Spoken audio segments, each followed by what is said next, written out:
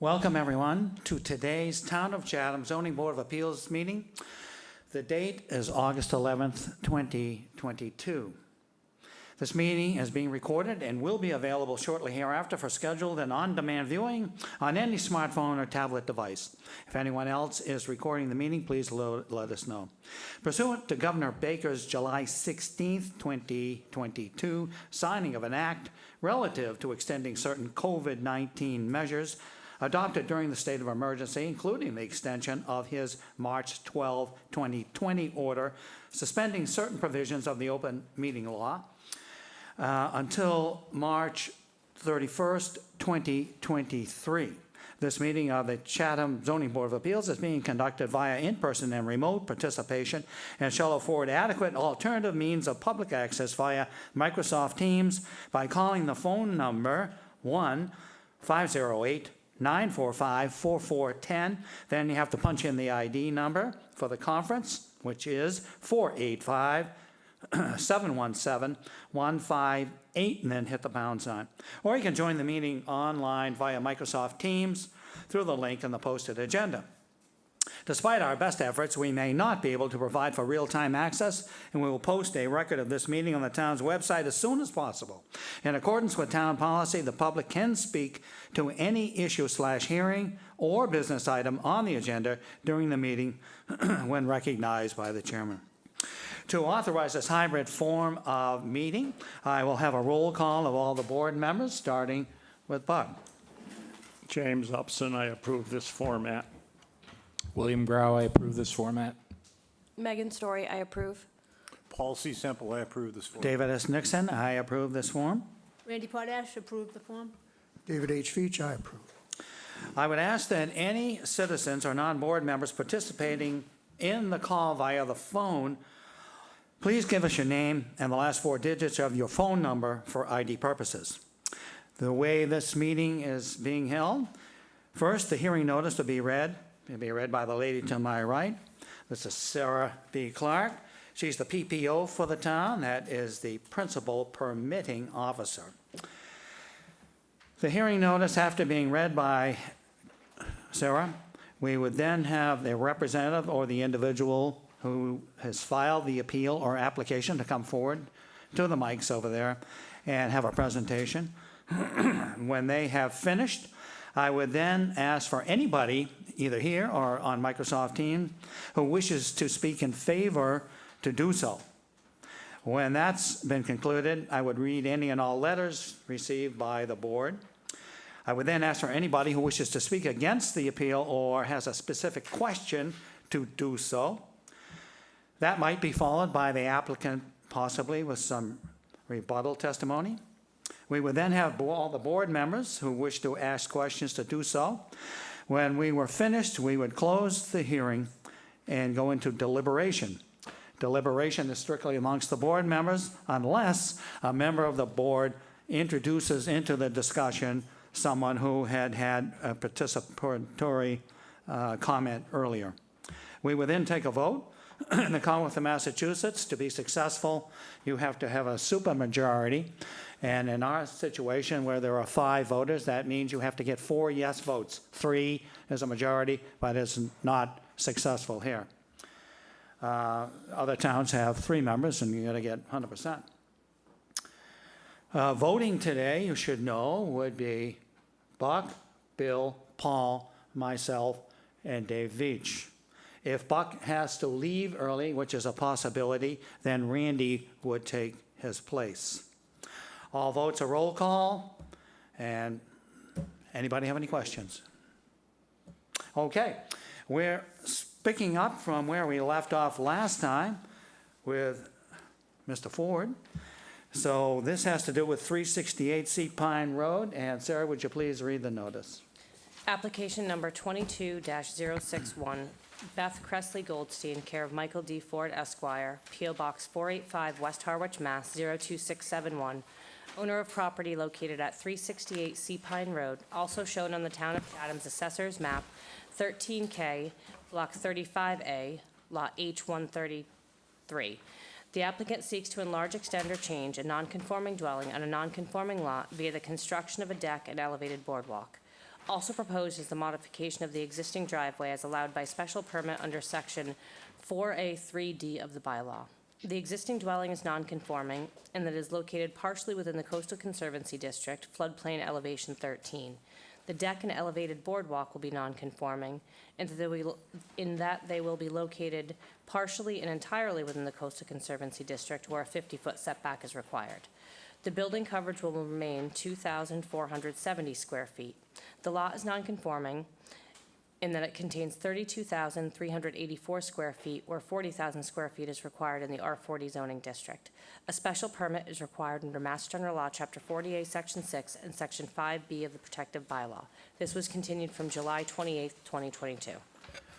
Mr. Ford, as we recall, and you do too, certainly, we made it as far as the questions, and we asked for some information, which we have received. So if you would, from that point, take it, explain the information, and we'll continue on. I will. Thank you, Mr. Chairman. For the record, Mike Ford, counsel for the petitioner. I believe with me is remotely, Mr. Chairman, is Sean Riley of Coastal Engineering, who's the author of the plans. So when we got to that point in deliberation, as you point out, Mr. Chairman, a question was raised that it was difficult, given the plan that we had submitted, to clearly determine what the board was voting on in terms of what the changes were within the Conservancy District and the buffer zone to the Conservancy District, which don't involve the house. There was no changes to this house, but did involve the decks and the raised boardwalks and stairs. And so what Mr. Riley did in response to the board's request is to create two plans. One, an existing conditions plan, which was required, and the other, the proposed plan. So the board could clearly vote on the proposed plan, being those changes that we were seeking. And I think, having reviewed the two plans, it was a good request. It is an improvement. I think you now can clearly tell what it is we're proposing and what was existing there, where previously the overlay created some ambiguity as to what was being proposed. The other thing we've done, Mr. Chairman, is we've taken advantage of the continuance and the revised plan to delete from the proposed plan the changes to the driveway. As you may recall, at the outset of the hearing, I indicated that we were withdrawing so much of the special permit application as involved an expansion of the existing driveway, portion of which is in the Conservancy District. And so you indicated to me that you acknowledged that withdrawal on the record, and I said, I'll have it changed on the plan as well. So the new plan does not show any change to the driveway. That's been withdrawn, so I think that plan is now in a position for you to take action on it. Okay, thank you very much. Okay. All right, so we'll go back to our questions. We'll start with Randy. I have no questions. Dave? I have no questions. Buck? No questions. Bill? No questions. Megan? No questions. Paul? No questions. All right. I'll move to close the hearing and move into deliberations. Dave Veach seconds. We need a roll call on that. Buck? Buck votes yes. Bill? Bill votes yes. Paul? All votes yes? Dave Veach votes yes. And I vote yes. Okay. Deliberations. Dave? I, at least on my site visit, I'd had an opportunity to see what the proposals were relative to our part of it all. It's definitely, I think, an improvement, and I'm in agreement with the Conscom. I think they prefer having this decked walkways rather than the stonework patios and steps and things were in place. It's not substantially more detrimental to the neighborhood. I think it's an improvement, and it meets all of our criteria. I'll support it. Buck? And I have nothing more to add to David's fine answer. Bill? Nor do I, but I will go back. The driveway on the proposed plan, it doesn't show any. I assume there's absolutely zero change to the driveway. That's correct. Okay. It's exactly the same. Because as the site improvements weren't really shown on the proposed, but I assume that just meant that you weren't making a change. Yeah, no, there were some site improvements on that plan. That's how hard that plan was to read. Well, There was an that's area why- of the driveway as you come in on the right-hand side where we were expanding. Yeah, I know. And we had shown that on the last plan. And so on this plan, it's taken off. Right, and there's nothing shown, but even like the walls, in other words, the driveway is remaining as is. That's correct. Okay. I have nothing else, thanks. I have nothing. I agree with David's comments. Randy? As do I. Okay. I'll move to approve the application as submitted. And Dave Veach seconds. Yeah, and I can see no reason for any I conditions. don't see any reason for conditions. Okay, good. Okay, that would take a roll call. Buck votes yes. Bill? Bill votes yes. Paul votes yes. Dave Veach votes yes. And I vote yes. That's a unanimous vote. Thank you very much, Mr. Ford. Thank you, Mr. Chairman and members. Okay, Sarah, 22-048, please. Application number 22-048. Kaianush Yadinsada and Kadan Kanalu Yadinsada, care of William G. Litchfield Esquire, 330 Orleans Road, North Chatham, Mass. 02650. Owners of property located at 16 Blueberry Lane, also shown on the Town of Chatham's Assessor's Map 14F, Block 77, Lot F4. The applicant seeks to enlarge, extend, or change a nonconforming dwelling on a nonconforming lot via the partial demolition of the existing dwelling and the construction of a second-floor addition. The dwelling will remain nonconforming and that it is located 23.8 feet from the street. The proposed change is considered a substantial alteration, and under the second except clause of Section 6 of Mass General Law, Chapter 40A, such substantial alteration requires the grant of a special permit. The building coverage will remain 1,872 square feet, 17.8%, where 15% is the maximum allowed. The lot is nonconforming and that it contains 10,500 square feet, where 20,000 square feet is required in the R20 zoning district. A special permit is required under Mass General Law, Chapter 40A, Section 6, and Section 5B of the Protective Bylaw. This was continued from June 23rd, 2022.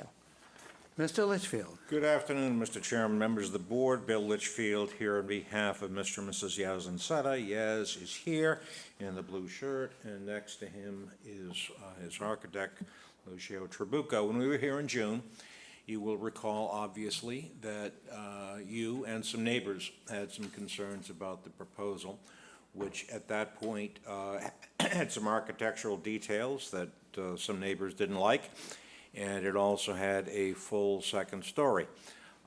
If Sarah would be kind enough to bring up the revised elevations, I think I can begin to talk to you about the responsive changes we made. First of all, and perhaps most importantly, the fenestration, or I won't say most importantly, but the fenestration has changed markedly. The windows are much more traditional with mullions and buttons and so forth. The ridge height has been reduced by just under 5 feet. It is reduced by 4.9 feet. It is now 25 feet rather than 29.9 feet. It has a number of other changes which I think are appropriate for the style and for the neighborhood. In addition, the gross floor area and living area has been reduced by just under 500 square feet. So it is much more in keeping with the neighborhood. You suggested, or some of you suggested, that we ought not look at Barcliff Avenue where there are a number of two-stories home, and that we instead look more at Cranberry Knoll and Bayberry Lane, the other streets in the neighborhood, and we did so. And when I get into the comparison, I will point out to you that the majority of the houses down there are 1.5 or 1 3/4 stories, as this is now. In addition, sir, if you could go to one of the next elevations a little further there, in addition, we realized that not only was there a computer glitch with the appearance last time, it gave the feel that when you were looking at the right side or the left side elevation, that it was all one plane. It is not. As shown there by the shadowing on the left side elevation, there is a significant setback on the left-hand portion where Sarah has the cursor, and the same applies to the right side elevation because of the shape of the house. And in addition, those elevations can't be seen because of the screen of trees, which you know exists on both the north and the south side of the house. So I think what Yaz and Lucio have done is very responsive to the concerns of the neighbors, and I hope it's responsive to concerns of this board. I can tell you that I reached out to all 3 neighbors who spoke, or who wrote rather, last time. Not going to put words in their mouth, but I will quote one of them as saying, "I'm okay with it," and another, I felt the same way, and I got emails which I can provide you if you'd like. So I'll go into the criteria as revised. The site remains adequate. I think it's adequate for the reconstruction of the house on the current footprint with a 3/4 story rather than a full second story, with the square footage reduced by just under 500 square feet. As to compatibility of size, it is currently one of only 4 single-story houses in the neighborhood. Most of the surrounding properties are 1 3/4 or 1.5 stories. 241 Barcliff, but more importantly, 24 Bayberry, 46 Blueberry, 7 Cranberry Knoll, 11 Cranberry Knoll are all 1 3/4 stories, and 26 and 29 Blueberry have unfinished second floors, which can be expanded. In addition, 16 Cranberry Knoll, 221 Barcliff, and in the backyard, 84 Eldred Square and 96 Eldred Square are also 1 3/4 stories, as we will be if you approve the special permit, which I think you can do based on the finding that the reduction in the upper floor and the resulting reduction in the gross floor area and the living area is compatible and thus in line with the neighborhood. As to the extent of increase in nonconformity, there's none. We're building on the existing footprint. There's no change in nonconformity. There are no conservation or environmental issues.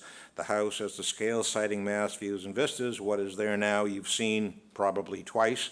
It's not impressive, but what has been revised is proposed and is redesigned to reduce the scale and the mass without exacerbating any nonconformities, but still adding living space, which of course is the purpose of the special permit being sought. It will still have cedar shingles and trim, but the windows and other details have been reconsidered in response to your concerns and those of several neighbors. We think it is much more traditional and much more appropriate for the neighborhood. As to compatibility of use, there's no change. The Board of Health, as you may recall, has approved a nitrogen-reducing IA system. So the issue that remains is whether replacing the existing structure with this home as revised to be rebuilt on the current footprint with a 3/4 story addition above is substantially more detrimental. The house will provide additional living space without any increase whatsoever in nonconformity, and the IA system is an environmental gain. The prior elevations, as I said, implied more length and mass than was actually proposed, but you were right in suggesting that we rethink it, which we did, and Yaz is satisfied with what Lucio has proposed, as are the neighbors. I think, again, given the vegetative screening, you can't see it. If you went down and turned around on Blueberry heading back toward Barcliff, you know that heading north you can't see it, and the same applies from heading south. And across the street, the abutter who did have concerns is okay with the proposal now. So the applicant listened to those concerns and to your comments and incorporated the suggestions, again, reducing by 500 square feet, the living area, changing the fenestration, reducing the ridge height by just under 5 feet. All of that will make for significantly less impact on streetscape, on neighbors, and on the neighborhood. So I think that given the criteria and the revised plans, which I hope were responsive to your concerns, that you can find that the proposed addition of a 3/4 story above and as part of a much more traditional design is not substantially more detrimental to the neighborhood. We'd be happy to answer any questions. Thank you. Is there anyone in the audience here or on Microsoft Teams who wishes to speak in favor? If so, please either raise your hand here or indicate on the screen you would like to be injected into the meeting.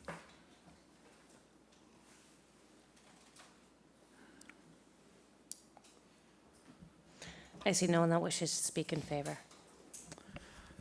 I'll read the correspondence. This is from Peter Cook, 19 Blueberry Lane. Peter writes on August 9th, I've looked at the revised renderings for 16 and believe that they're more in line with the Cape-style houses in the neighborhood.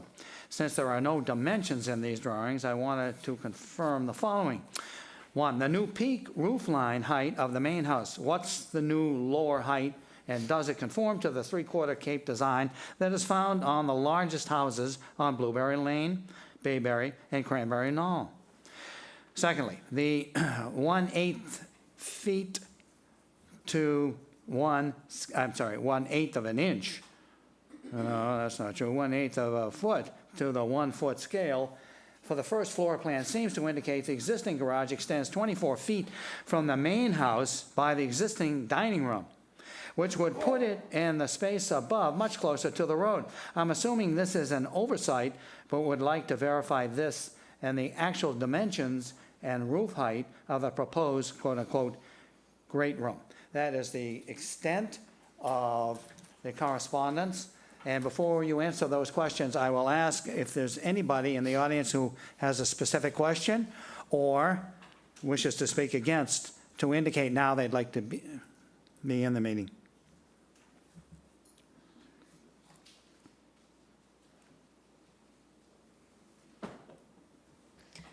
I see no one with questions or wishes to speak in opposition. Okay, Mr. Litchfield, could you answer those two questions of Mr. Cook's, please? Certainly, Mr. Chairman, and in fact, I did. And I have a copy of correspondence with Mr. Cook. I confirmed that the ridge elevation is being lowered from 29.9 to 25 feet, so the house will indeed be akin to the 3/4 stories like 7 Cranberry or Cranberry Knoll and 24 Bayberry.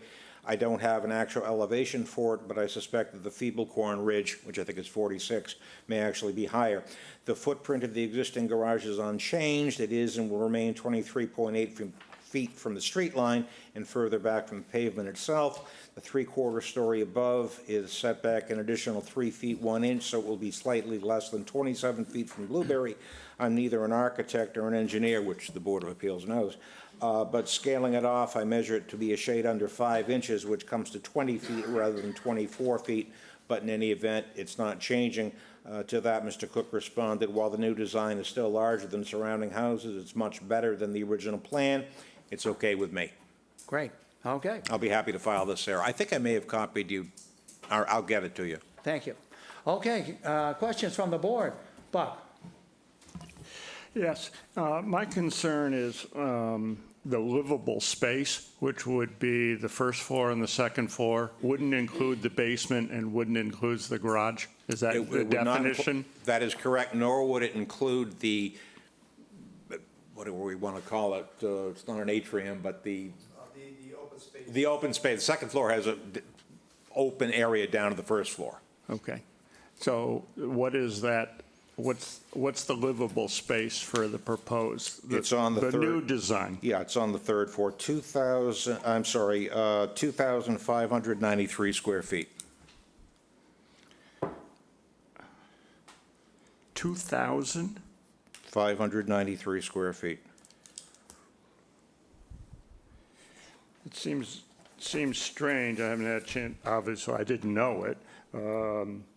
In fact, I didn't get any of this until just now, but the building coverage is approximately 1,900. 1872. Correct.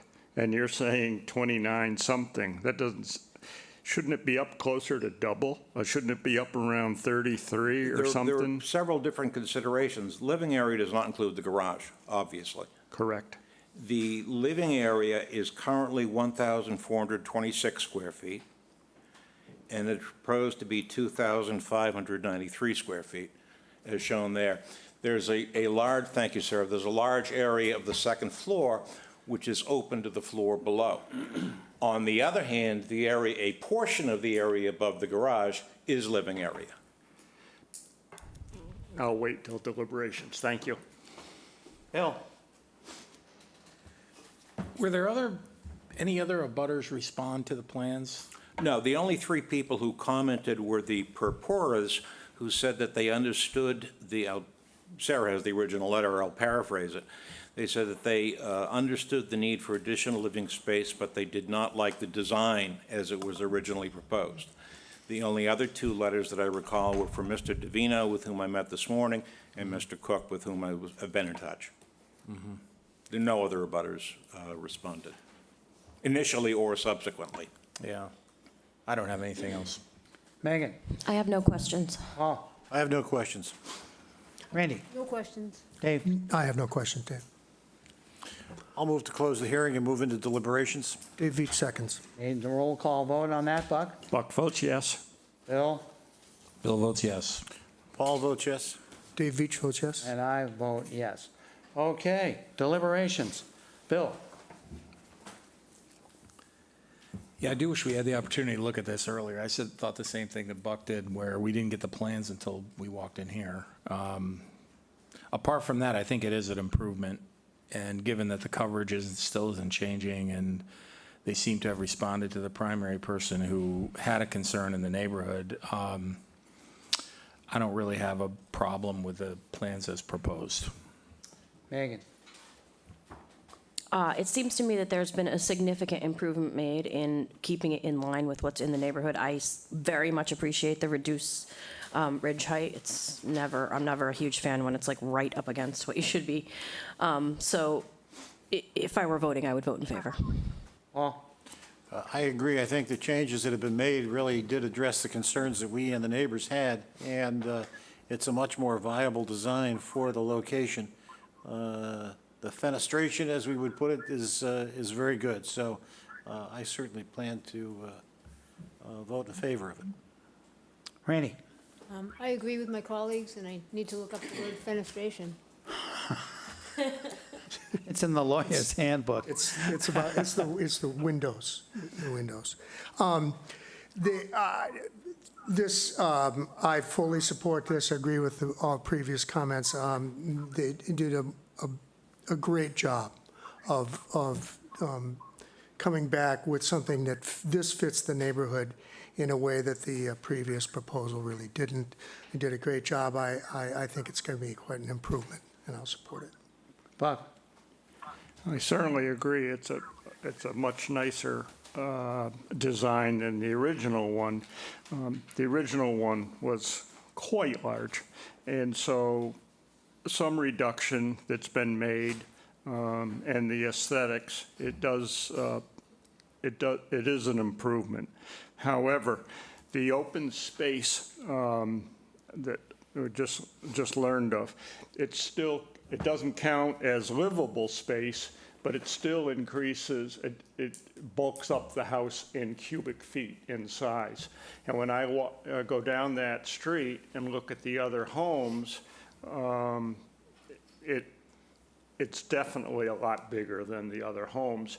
When the applicant's representative talks about 1 story, 1.5, 1 3/4, and 2 stories, that is an argument, but if the first floor coverage, just the first floor livable space, is significantly larger, and then you put something up on top of it, it's a lot bigger. So they've done a great job responding to the comments, but I think I wish they had gone a little further. Yeah, from my standpoint, it is a great improvement, and they essentially did, I think, what we were looking for. And so is it substantially more detrimental to the neighborhood? I don't think it is. The first one was, but this one's not. So I will be voting in the affirmative. Do we need any conditions, Paul? Well, let me address this to Bill. What is the plan for construction and timing and so forth? The reason that we asked you, and you were accommodating and hearing us now, is that rather than September, is that we would like to begin as soon as the appeal period is ready and the actual building permit is done. Can this be accomplished by the end of June? Exterior work accomplished by the end of June? Let me rephrase it. Exterior work may necessarily be completed by the end of June. Depends on the contractor. It depends on the contract. We will make every effort. The intent would be to start counting forward, approximately September 10th. Building permit can be delayed. Given that we're building on the existing structure, however, and that we have a fairly large side yard as well as the vegetative screen, I think we could keep construction vehicles, on the property if we have to go beyond June 30th. That's not a definitive answer, but it's best I can do. Do you have a contractor? Yes. Okay. Actually, that's a very good question. In this day and age, right? Well, I'll move to approve the application as submitted with the condition that all construction activity and vehicles be contained on site or at a neighboring property with the permission of the property owner. And between June 30th and Labor Day, no exterior construction would be allowed. No work shall be permitted on the weekends, and construction activity would be between 8 a.m. and 5 p.m. only. Dave Veach seconds. Okay. Need a roll call vote. Buck? Buck votes no. Bill? Bill votes yes. Paul votes yes. Dave Veach votes yes. And I vote yes. That's a 4-1 decision, which means it's successful. Thank you very much. Mr. Litchfield.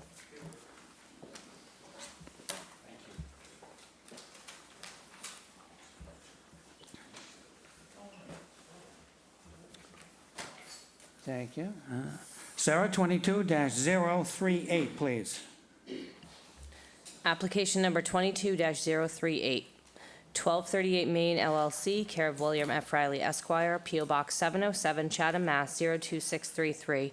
Owner of property located at 1238 Main Street, also shown on the Town of Chatham's Assessor's Map 11E, Block 7, Lot 32. The applicant proposes to incorporate a light industry and manufacturing operation, commissary bakery kitchen, within a restaurant in a general business zone, which requires the grant of a special permit. The lot contains 29,952 square feet in a GB3 zoning district. A special permit is required under Mass General Law, Chapter 40A, Section 9, and Sections 3C, 4C, 16, and 8D2B of the protective bylaw. This was continued from June 9th, 2022.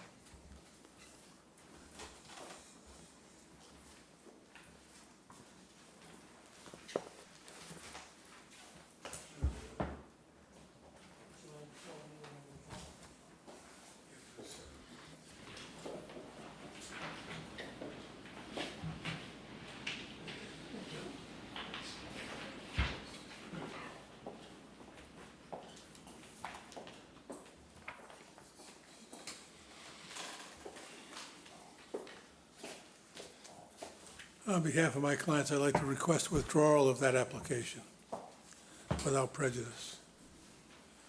Does anyone have any questions? I'll move to grant the withdrawal without prejudice. Dave Veach seconds. All right, we need a vote on that. Buck? Buck votes yes. Bill? Bill votes yes. Paul? All vote yes. Dave Veach votes yes. And I vote yes. Okay.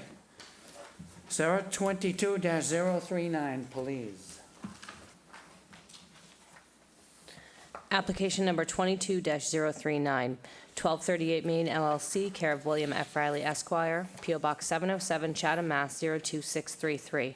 Owner of property located at 1238 Main Street, also shown on the Town of Chatham's Assessor's Map 11E, Block 7, Lot 32.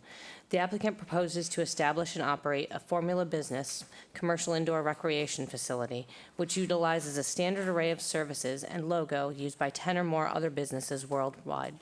The facility will include 1,586 square feet of space in a GB3 zone, which requires the grant of a special permit. The lot contains 29,952 square feet. A special permit is required under Mass General Law, Chapter 40A, Section 9, and Section 3C, 4C, 9, 3C, 4C, 28, and 8D2B of the protective bylaw. This was continued from June 9th, 2022. Mr. Riley? Good afternoon, Bill Riley on behalf of Jody Merrill and B-Tone. Jody's here at the back of the room, and 1238 LLC. Since we last met, the owners of the building have had difficulty coming to a decision among themselves as to what kind of uses they want to put the building to. So they've withdrawn the request for the commissary kitchen and the bakery. And whether that comes back again in some other form at some later date is yet to be determined. The end result of that, and also the current success of the Island Pursuit in the front of the building, has led them to decide that the only spaces they're going to use are the spaces in the front of the building. Great, thanks, Sarah. So can you reduce it a little bit? Because you can't see the storage area. All right, see, so the whole back of the building, with the section of the small office, is just going to be storage for Island Pursuit.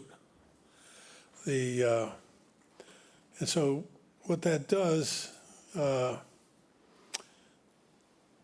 is it reduces the square footage available for customer traffic by over 3,200 square feet, thereby reducing, the parking requirements. Cuffy's had over 7,000 square feet of space available for customer use.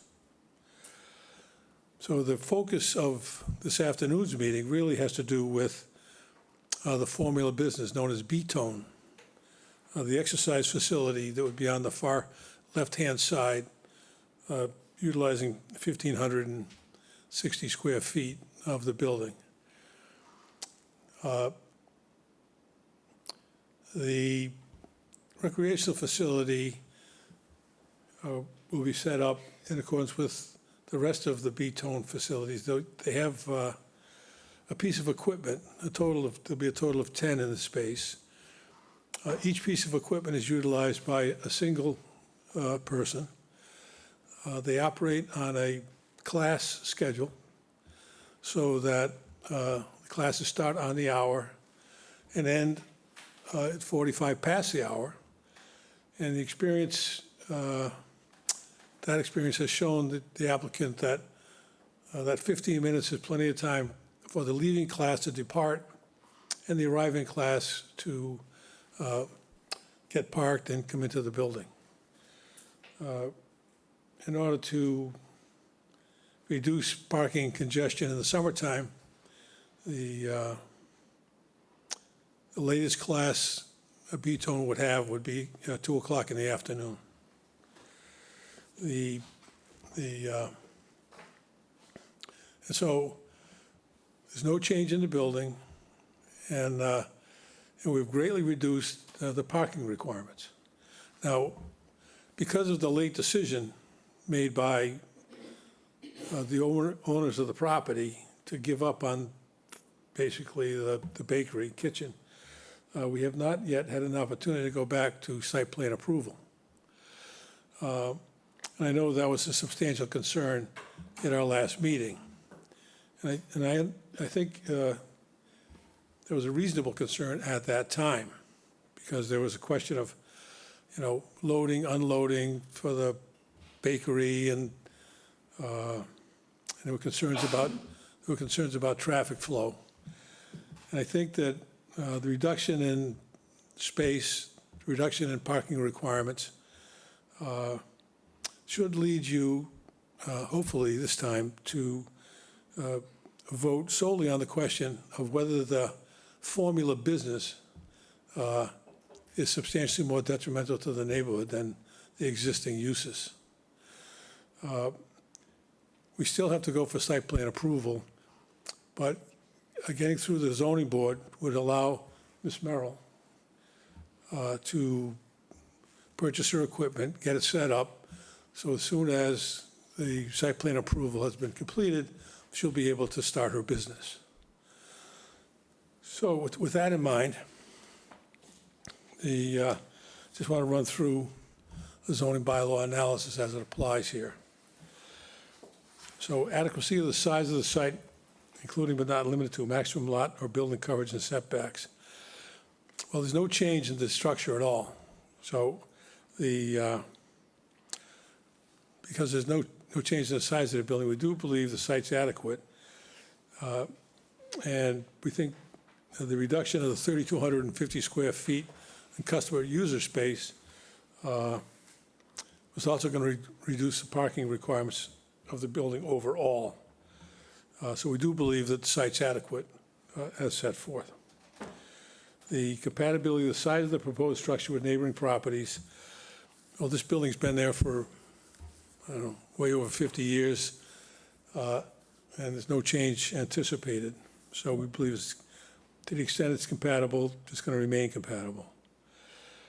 Extent of proposed increase in non-conforming nature of the structure or use.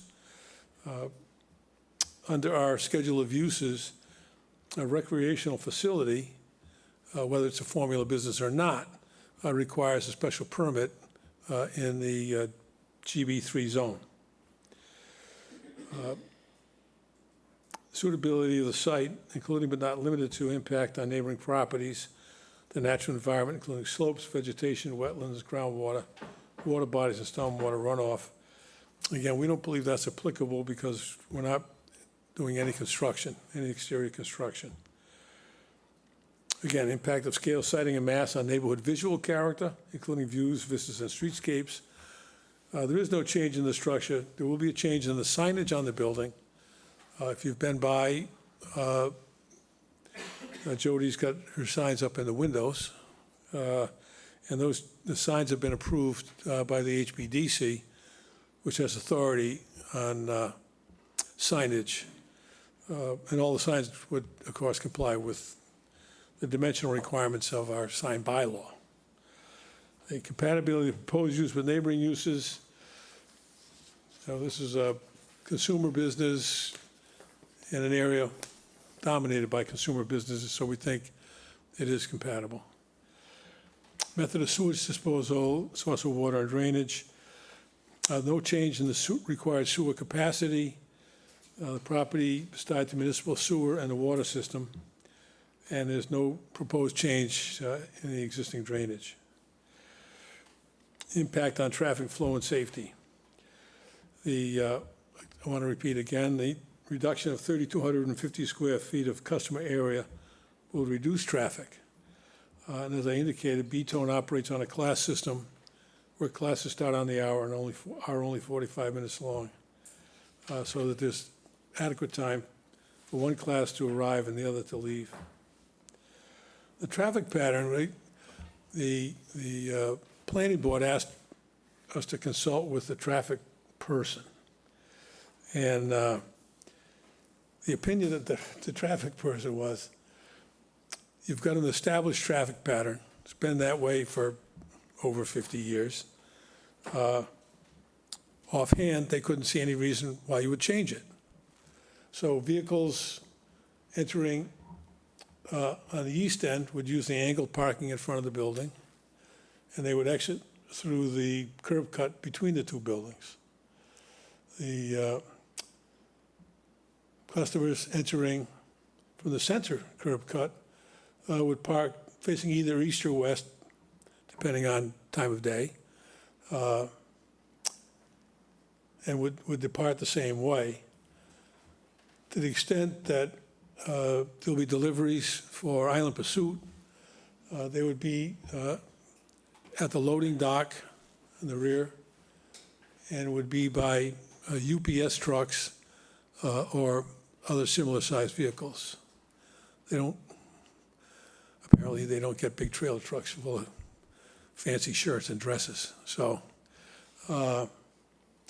we believe that in terms of traffic flow and safety, there's really no change from the way deliveries were made when it was all cuffies, with all their sweatshirts and stuff. And again, because we're using 3,250 square feet less of the space for customers, we think that the parking demand will be less. So we don't believe that in particular this proposal, the formula business, will create a problem for traffic flow and safety. Noise and litter, the applicants believe that, again, we're dealing with the formula business, not Island Pursuit. We don't believe that there'll be any noise and litter as a result of Island Pursuit, B-Tone. Adequacy of utilities and other public services. Current utilities are adequate. I know there was a concern when we were talking about adding a kitchen expressed, but because there's really no change in the use of the building, The current utilities are adequate. Visual impact on the neighborhood and the neighboring uses from the Formula Business Establishment. Again, the only visual changes are going to be the signs for B-tone, again, which have been presented to the HPDC and approved by them.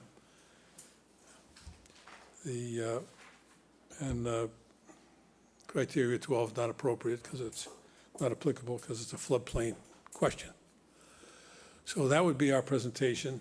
Jody's here if you have any questions about how the business runs, and I'm happy to answer any questions I can. Okay, thank you. Is there anyone in the audience, either here or on Microsoft Teams, who wishes to speak in favor? If so, please indicate you would like to speak.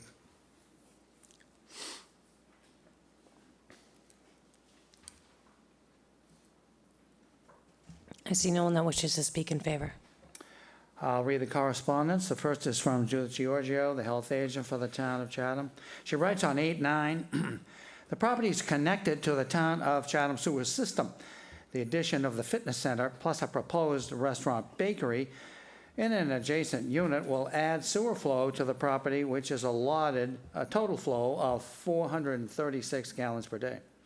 A breakdown of the proposed uses and flow is needed to determine the proposed sewer flow, and approval by the sewer division will be needed. In addition, the proprietors must submit plans for the bakery kitchen for approval by the health division. Then we have a note. This is from Michelle Clark. She writes on July 22nd. The applicant was before the planning board on June 13th for a pre-application site plan review. To date, we have not received an application for a formal review. I've attached the planning board's letter following the June meeting for your reference. Thank you, Michelle. And we have that letter, but it's just the usual cut. And then we have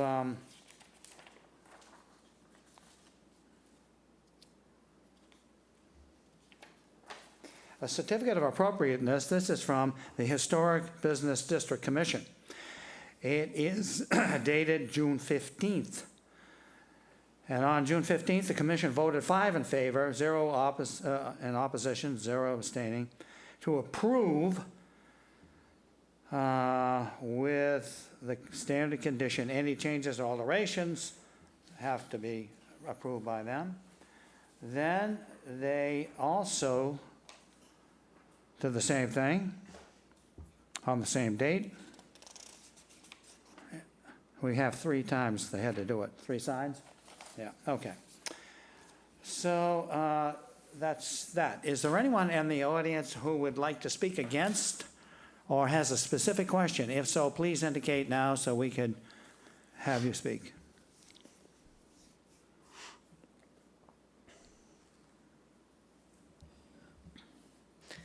I see no one with a question or that wants to speak in opposition. Okay. So I think the first thing we should do, board members, is determine if the planning board site plan or formal plan is something you want. Because if that's true, we should ask any questions, and we might have a Mr. Riley, but then halt it right there. So let's start with you, Paul. Well, I think the reason we postponed it the last time was because we were looking for the input from the planning board.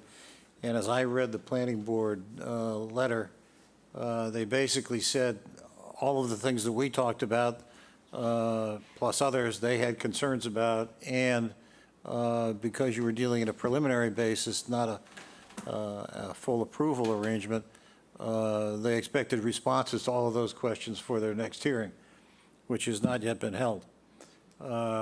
So I think when we're looking at the impact on traffic flow and safety, we probably still need that input from the planning board. I understand your argument basically is that there's 3,250 square feet less of retail space, but as I think about it, I think, well, people go to Cuffy's or people go to Island Pursuit because they're going to Cuffy's or Island Pursuit. They don't have any idea how many square foot there are. They're simply going to get the kind of materials that they can buy there. So I'm not sure that has any effect on the traffic flow by way of decreasing it. So I guess my initial reaction is to say I would still like to hear from the planning board before we take action. Randy? I'm not going to argue with Mr. Semple, and I did listen to the planning board's last meeting, and they have, sounds like a lot of concerns about the traffic flow, if I remember right. Do you agree with that? No, I don't. No? No, but putting traffic flow aside for just a moment, we still have to go through site plan approval, formal site plan approval. And, you know, the engineer's working on it, and it'll be submitted shortly. The question for you today, really, is not, can we operate? Is it okay if a formula business is located there? In other words, Aren't you asking for approval for a recreational business in the B3 zone, yes. aside from whether it's formula? Right, but so, I mean, the reality, here's a thing that's, part of the complexities of our zoning bylaw. So let's assume for a moment, you guys think that having 10 pieces of exercise equipment in that space, ultimately, is just way more than they can handle. You know what's going to happen? Island Pursuit takes it over with a greater traffic demand. So, because Island Pursuit doesn't need any permission to go there, because it's an existing retail space. So it's just a continuation. So the only reason we need site plan approval is because we're changing from retail to this recreational facility. And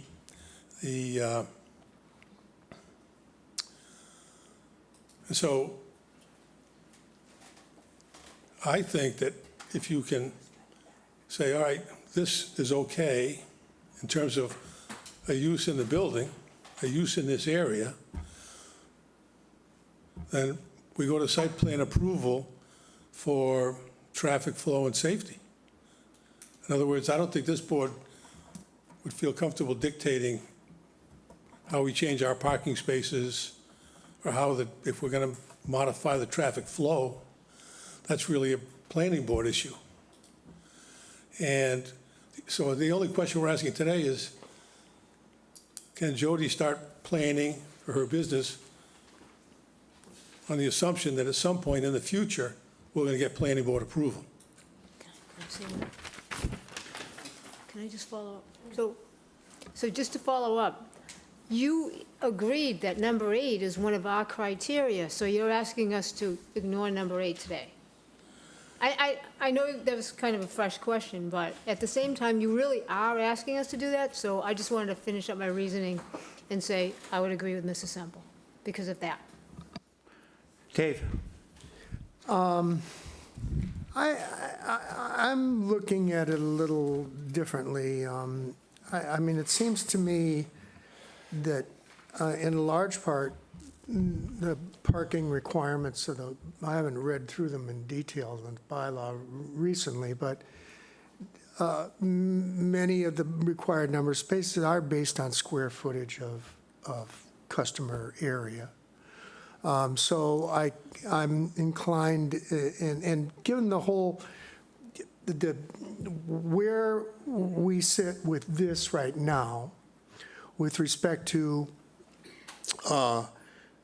number one, the formula business and whether that has any impact on this situation, as well as the change of use from retail to a recreational facility. I mean, when I look at it with regard to those things, I think there's something that we can go ahead with. And because I don't think, and in terms of the way we normally look at impact, with respect to impact on traffic flow and safety, I would feel comfortable saying, I don't think that this kind of use is going to significantly impact the traffic flow and safety differently than the retail use that's been there for a long, long time. So I'm inclined to be able to go ahead and I would vote favorably on this one. And then I'm okay, the formal site plan review, they still would have to do and satisfy the planning board and things. But I don't think that we need to wait for that to have been completed in order for us to move forward today. Buck? So what comes to mind when you raise the question is, unfortunately, I don't think the Cumberland Farms gas station at the Rotary was done just right. The number of parking spaces there totally today is not adequate for the amount of business they're doing.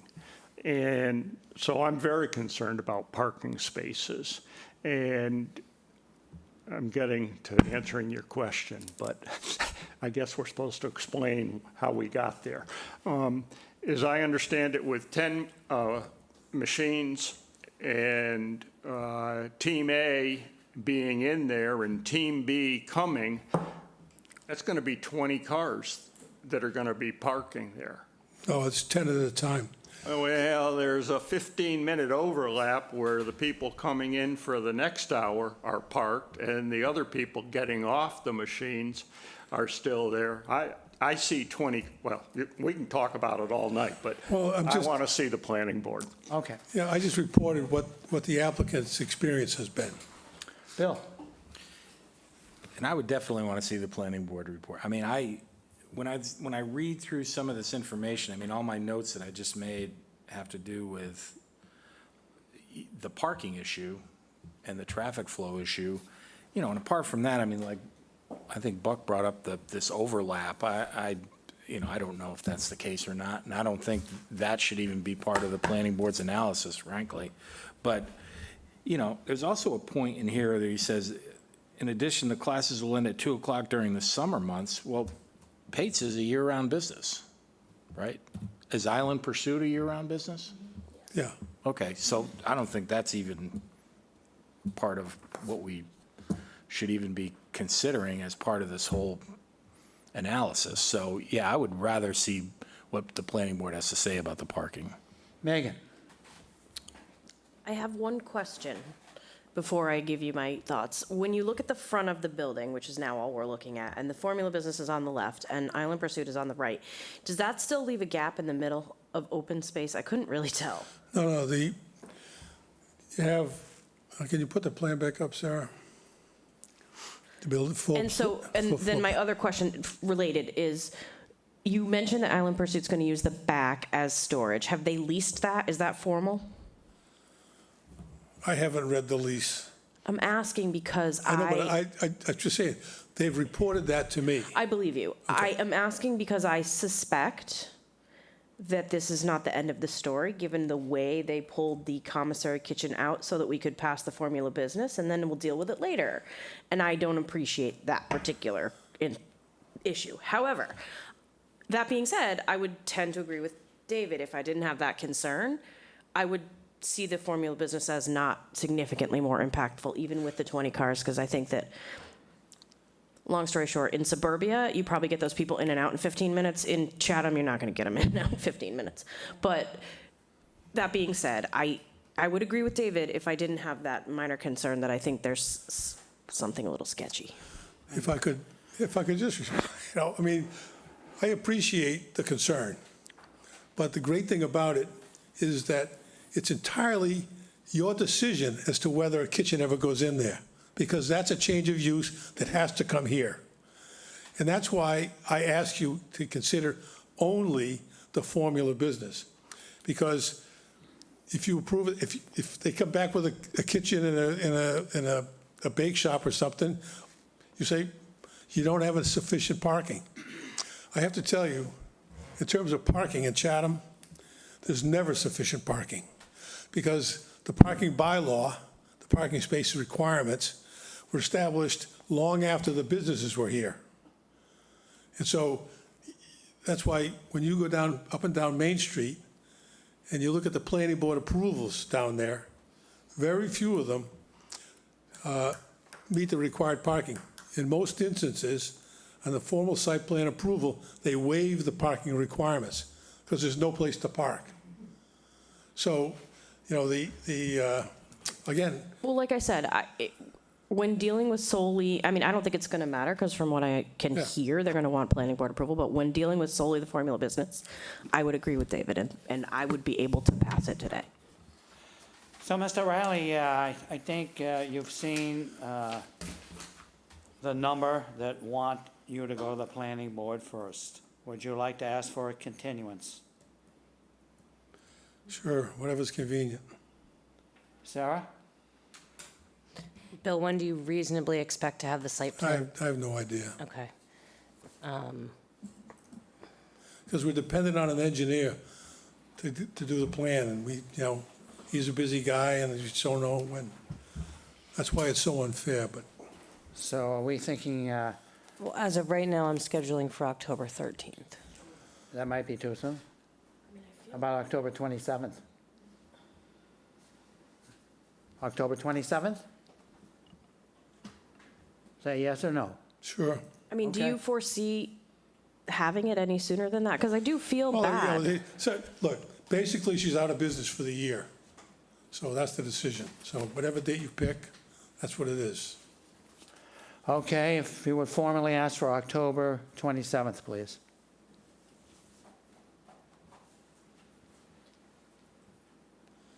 Please Mr. continue Chair. to October 27th. Would it be better, I thought somebody else would suggest it, so it's probably not a good idea, but I'm still going to open my mouth. Would it be better to withdraw without prejudice, and once he sees the ball getting rolling, then No, because then apply we have for? to pay again. Yeah, Thanks very okay. much. you have to double down. That's the problem with that, Buck, and we know we're gonna. Just a thought. Well, that is a good thing. Okay, so we've had a request from Mr. Riley for a continuance to October 27th. Paul, would you make a motion, please? I'll move to grant the requested continuance to October 27, 2022. Dave Veach seconds. Okay, we need a vote on that. Buck? Mark votes yes. Bill? Bill votes yes. Paul votes yes. Dave Veach votes I yes. vote yes, okay. Okay, Sarah. 22-062, please. Application number 22-062, JMCMCS LLC, care of William G. Litchfield Esquire, 330 Orleans Road, North Chatham, Mass. 02650. Owner of property located at 76 Thank you. Nob Hill Road, also shown on the Town of Chatham's Assessor's Map 13G, Block 13, Lot TH3. The applicant seeks to enlarge, extend, or change a nonconforming dwelling on a nonconforming lot via the construction of a second-floor addition. The existing dwelling and proposed dwelling This one's a- comply with all bulk and dimensional requirements of the bylaw, but is considered a substantial alteration, and under the second except clause of Section 6 of Mass General Law, Chapter 40A, such substantial alteration requires the grant of a special permit. The building coverage will remain 1,305 square feet, 11.9%, where 15% is the maximum allowed. The lot is nonconforming in that it contains 10,955 square feet, where 20,000 square feet is required in the R20 zoning district. A special permit is required under Mass General Law, Chapter 48, Section 6, and Section 5B of the protected bylaw. Mr. Litchfield? Good afternoon, Mr. Chairman. Bill Litchfield here on behalf of John and Maureen Hillier, who are the LLC that owns the property, and in fact, Hilliers have owned the property for almost 20 years. We're here in regard to a proposal to add a second story or three-quarter story to a house on Knob Road. I'm going to assume that none of you are from Framingham, and that way, if I make any snide comments about Framingham builders who actually built that subdivision, which is not, it's not the old village, we'll put it that way. There are relatively few split levels in Chatham outside of this neighborhood, and Framingham Builders was fond of them. This house, however, is not a split level. It's a single-story Cape Ranch. And the Hilliers, who were looking towards spending more time here on a permanent basis, would like to increase the living area, although not increase the number of bedrooms.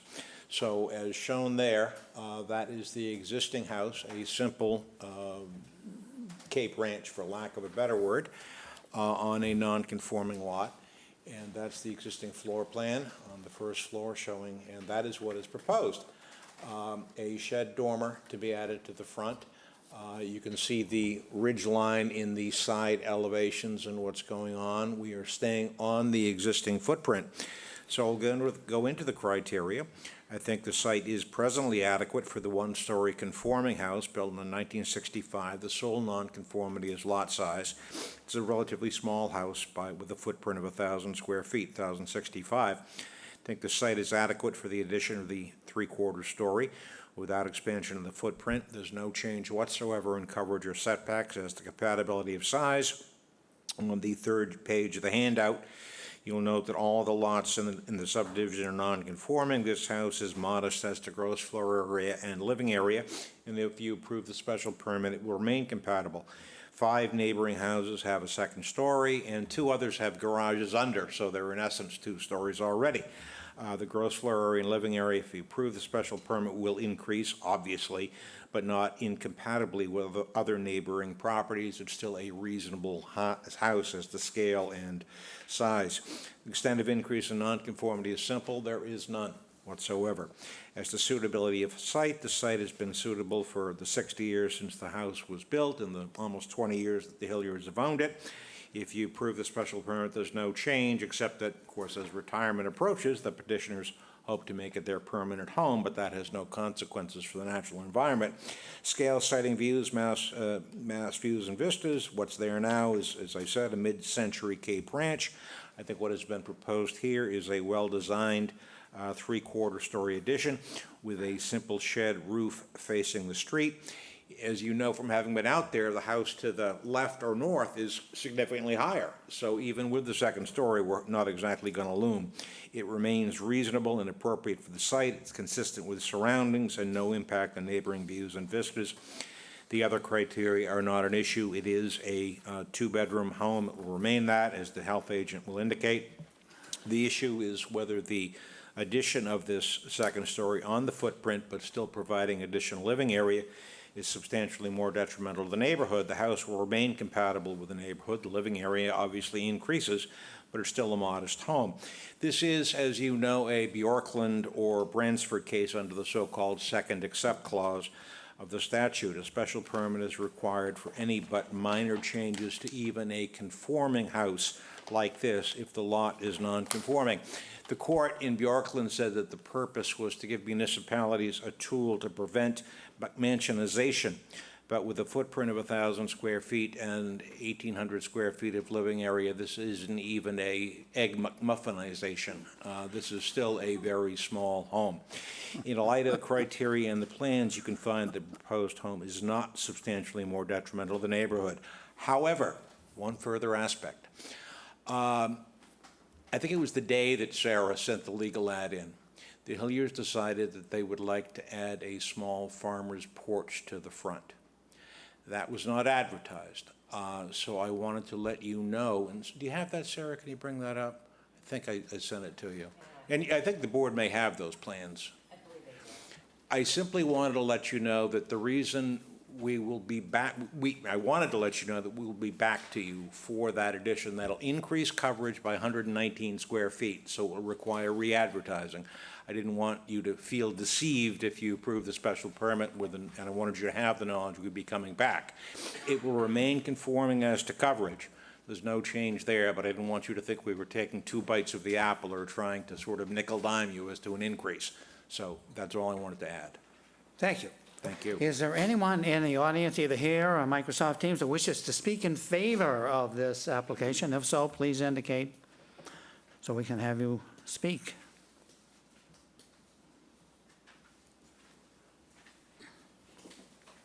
I see no one that wishes to speak in favor. I'll read the correspondence. This is. Hi, I'm Maureen Hiller. No speaking.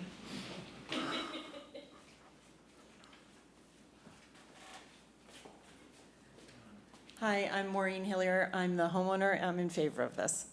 Well, there you go. I'm new at this, sorry.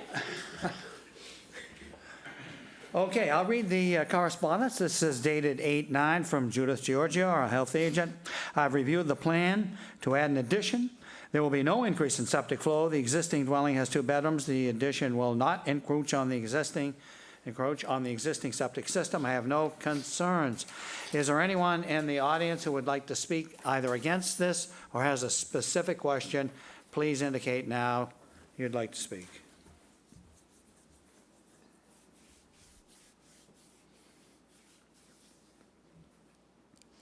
I see no one with a question or would like to speak in opposition. Okay, questions from the board, Randy? No questions. Dave? I have no question. Buck?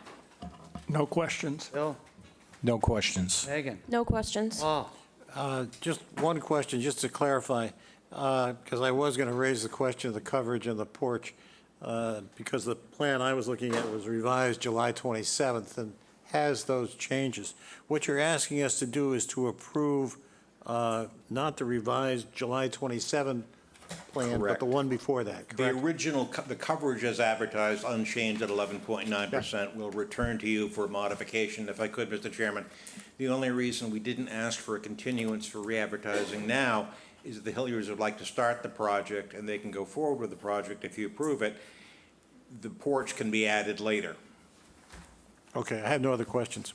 All right, I'll move to close the hearing and move into deliberations. okay. Dave Veach seconds. Yeah, So no, we need a vote. oh, wait, yeah. Buck? Did we do questions already? Yes. I must have been napping, sorry. Sure. Buck votes yes to close those hearings and go into deliberations. But you can, if you want, you can conjure up during deliberations, you can ask a question. Bill? Bill votes yes. He wasn't even asleep, he said no questions. I'll vote yes. Dave Veach votes And I yes. vote yes. Okay. Whoop, deliberations. Dave? Oh, this is certainly not substantially more detrimental to the neighborhood. It's an improvement over what's there, and it meets all of our criteria that apply, and I will support it. Buck? Well, because the applicant took the time to come and say that she was in favor, I want to support her application. Bill? Yeah, I would agree. It's certainly not more substantially detrimental, and I will be supporting it as well. Megan? It's like they actually took the neighborhood into consideration. It's perfect, so I fully support it. Well, I agree with the other board members. As do I. okay. I'll move to approve the application as submitted. I guess the question is, do we need any conditions given the neighborhood? I think the standard not blocking the street condition would be fine. The Hilliers would like to start this as soon as possible, Again, I can't guarantee that this can be done by June 30th, but I would suspect it can. You have a builder lined up? Possibly, yes. Be nice to him or her, please. All right, well, I'll move to approve the application as submitted with the condition that all construction activity and vehicles be contained on site or at a neighboring property with the permission of the property owner. That between June 30th and Labor Day, no exterior construction will be allowed. No work shall be permitted on the weekends, and construction activity between 8 a.m. and 5 p.m. only. Dave Veach seconds. All right, we need a vote on that. Buck? Buck votes yes. Bill? Bill votes yes. Paul? All vote yes. Dave? Dave Veach I votes vote yes. yes, that's a unanimous vote. Thank you, Mr. Litchfield. Thank you. 22-063, please, Sarah. Application number 22-063, 517 Stony Hill Road LLC, care of William F. Riley Esquire, P.O. Box 707, Chatham, Mass. 02633. Owner of property located at 517 Stony Hill Road, also shown on the Town of Chatham's Assessor's Map 15I, Block 13, Lot 21. The applicant seeks to modify special permit number 21-022, granted on April 22nd, 2021, which allowed for the demolition of the existing dwelling and the construction of a new dwelling and swimming pool. The applicant now seeks to modify the special permit to allow for the building coverage that exceeds the approval. The building coverage for the demolished dwelling was 3,861 square feet. The approved building coverage was 2,877 square feet, and the proposed building coverage is 2,953 square feet, where 2,950 square feet is the maximum allowed. The lot contains 39,011 square feet of land area and 26,200 square feet of buildable upland in the R40 zoning district. A special permit is required under Mass General Law, Chapter 40A, Sections 6 and 9, and Sections 5B and 8D 2B of the protective bylaw.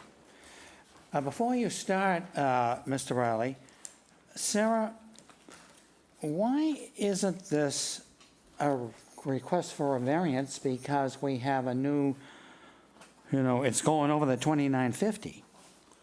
I can explain why. Well, go ahead. I spoke with Jay Briggs about it, Yeah? and Jay said, well, the pre-existing building was non-conforming. You're modifying the special permit that modified that building, so it's still a special permit. That's what Jay Briggs said. Well.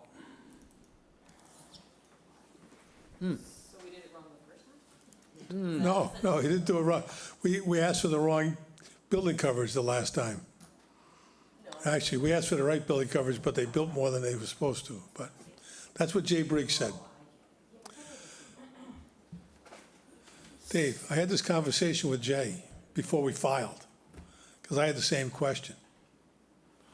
Sarah, can you add anything to that? It is the determination of the building commissioner. No. Okay, well, go ahead. I didn't mean to interrupt you, Mr. No, Riley, but that's the first question I asked. So, yeah, because to me, great minds think alike, Dave. well, thank you very much, and I will ask Mr. Briggs that very same question, but go ahead. All right, so a couple of things are occurring, and we're going to visit the same issue a little later on in today's meeting. Under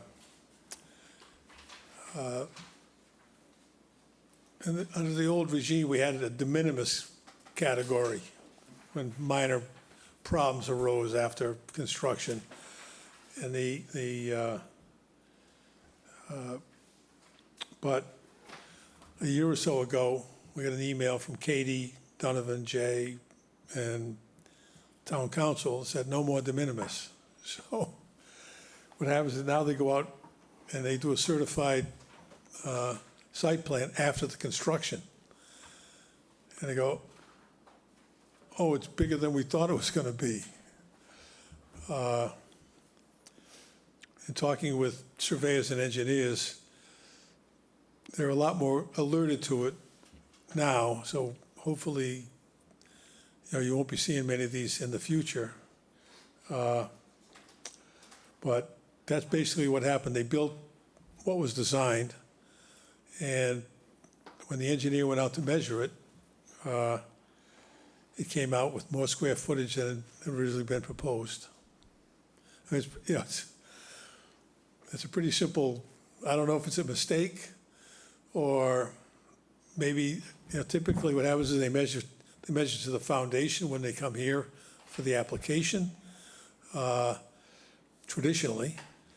And so now what's happening, when we come here now, the engineer or surveyor adds corner boards, at least sort of presumes corner boards, in hopes that they get the coverage accurate. So that's basically what happened, so.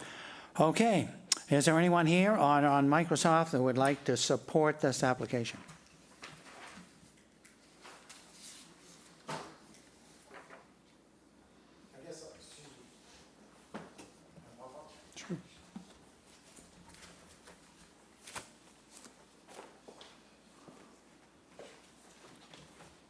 I am the current owner of 517 Stony Hill Road, and I support it. First time here. Thank you. I'm not too sure that's going to make Buck vote for you, but okay. So there's no correspondence whatsoever, so I'll ask the same question about anyone who wishes to speak either against or has a specific question. Please raise your hand or speak up or whatever you can do.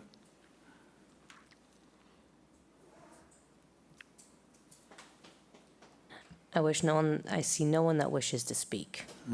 Okay. So questions from the board. Buck? No questions. Bill? No questions. Megan? Is there a way to figure out which side the error was on? Like, or is it just 100 and some odd square feet of corner board? Well, that's what he said. He said that. That's right. That's why I'm asking the question. No, I like the question because it's, you know, one's protecting the other and the other's protecting the other one. And unlike when we had Mr. Roy and Ms. Kempton here, they both said, we both screwed up. Okay. But that isn't what we usually have. And Mr. Riley, I was hopeful you were going to ask for a variance Oh, I'm today. You aware of promised this to is what wear was a, approved. My question was not regarding. Go back again? that's what they built. You know, I'm just looking at the pictures. That's, now go back again. Sorry. Okay. So it's that's the question. That's what's in question. Okay. So you said that they built what was approved. But that wasn't really the case?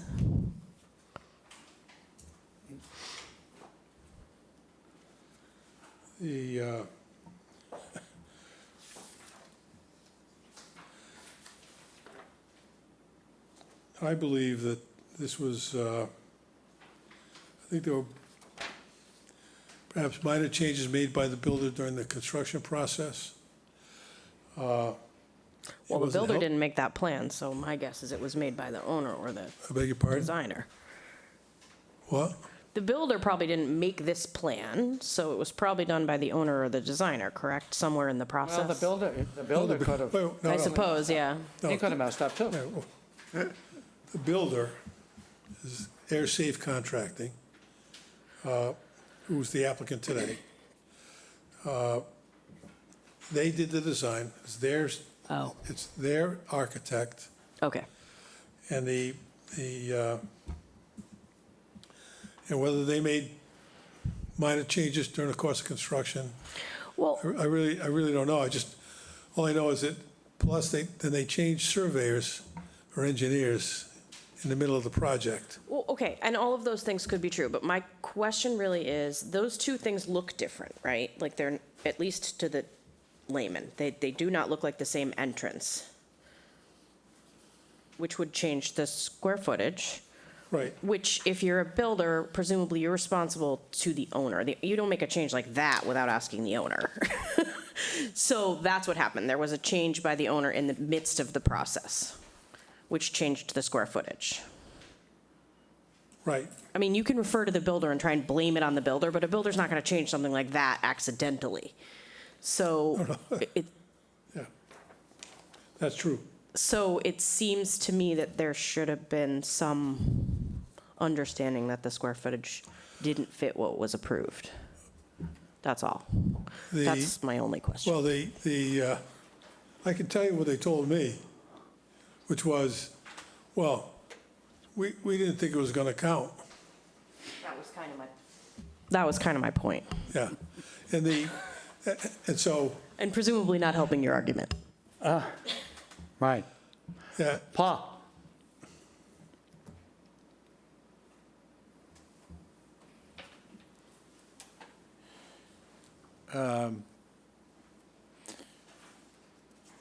I guess I don't have any, we're in questions right now, right? Yeah, right. I don't think I have any other questions. Okay. Randy, have any questions? No, no question. Dave?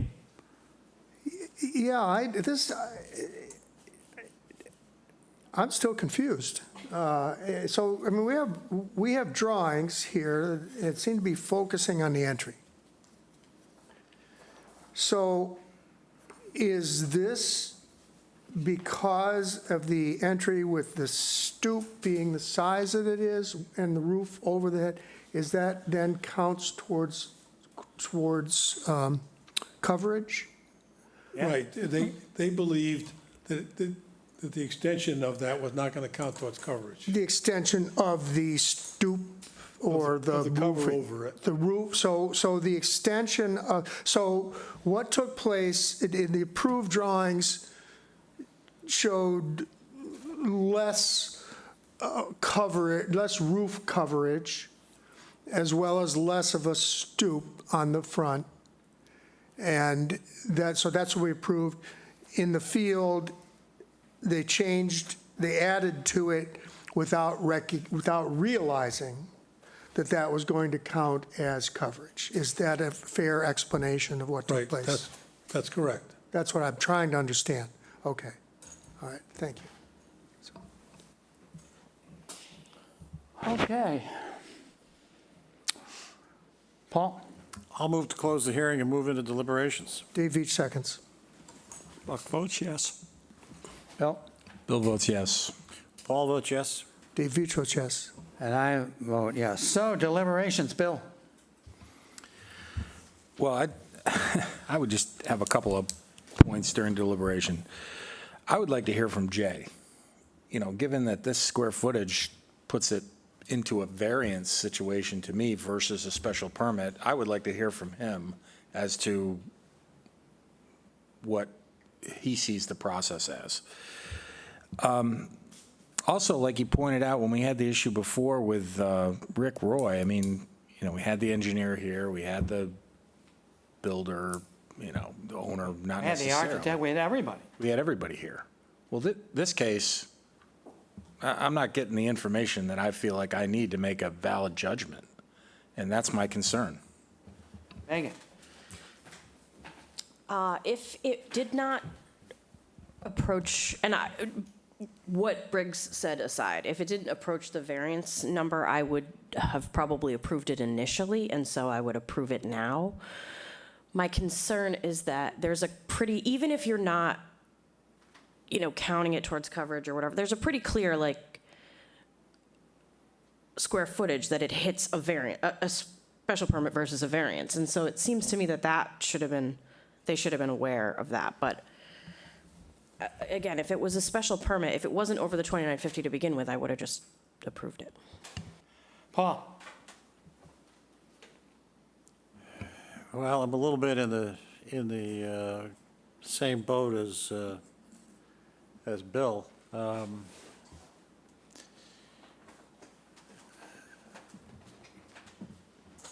We have had situations like this in the past where people have had to go through some real hoops, and it doesn't seem fair to simply ignore it in this situation. So I guess I'd like to have a little bit more information before we actually vote on it. Randy? I agree with Paul in that it's not fair to other people, so I would probably not support it today. Dave? Well, you know, I thought about this, and I looked, I mean, you know, the building that was on there was 3,861 square feet. Right. And so, you know, I look at that and I go, well, all right, so first of all, that would, to me, I can understand Jay's interpretation.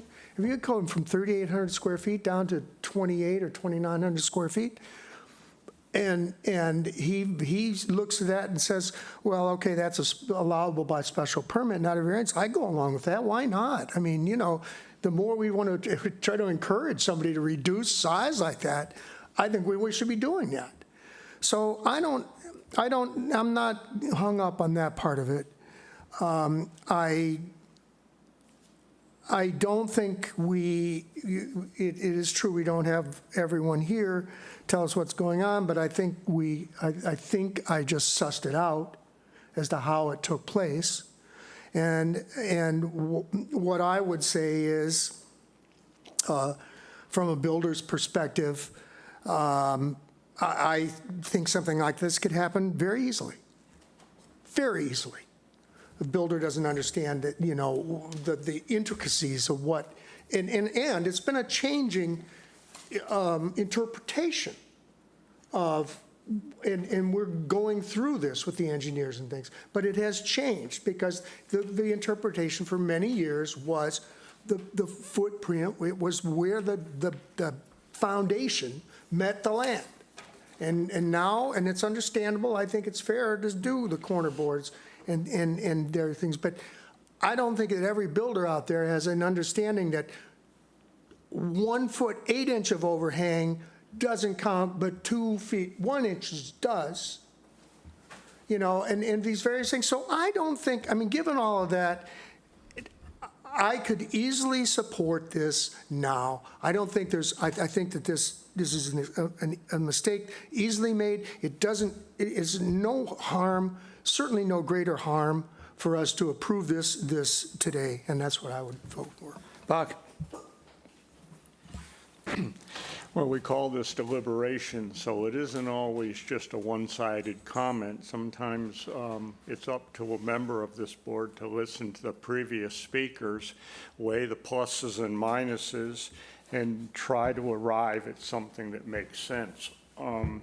I hear David's comments, but we can't use that logic continually going forward, because that more or less negates the bylaw or the building to the print. And building to the print, you know, is, you know, Jay takes the position that I want an as-built. And so when you have a violation to sit here, I don't know if violation's the right word.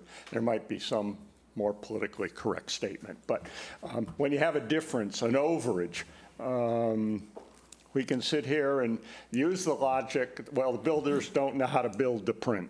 I can't support that. That wasn't the intent of the people when they, the voters, when they changed the bylaw.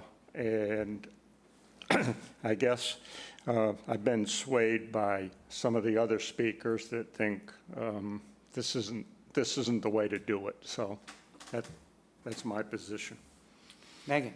That's my concern with it, and especially when it gets into variance territory where again, he may be special permit and then it's a different issue, but just because in this issue, in this particular case, I agree with Dave, it's just, it's a slippery slope. That's my concern going forward, is like, it's attractive, it's nice, I probably would have requested it and the builder would build it because I requested it, and I totally get that. But my concern is, where does that end? From my perspective, I can't vote to support this as a special permit. I just can't do it. Mr. Riley?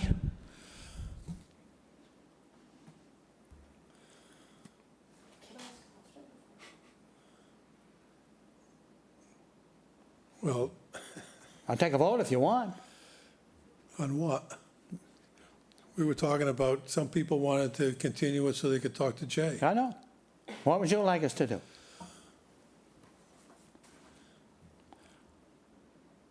Well, I'm disappointed that you won't accept Sarah's and my representation, but if we get a written statement from Jay, hopefully that'll resolve the thing. So would you like a continuance? Yeah, we can have a continuance to your next meeting. Can I ask a question?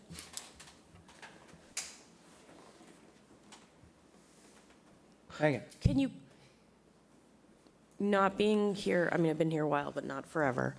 Can you withdraw and then, I guess it depends on what Jay says, but could you withdraw and then apply for a variance? Yes. Okay, that's just, Sure. that was, Absolutely.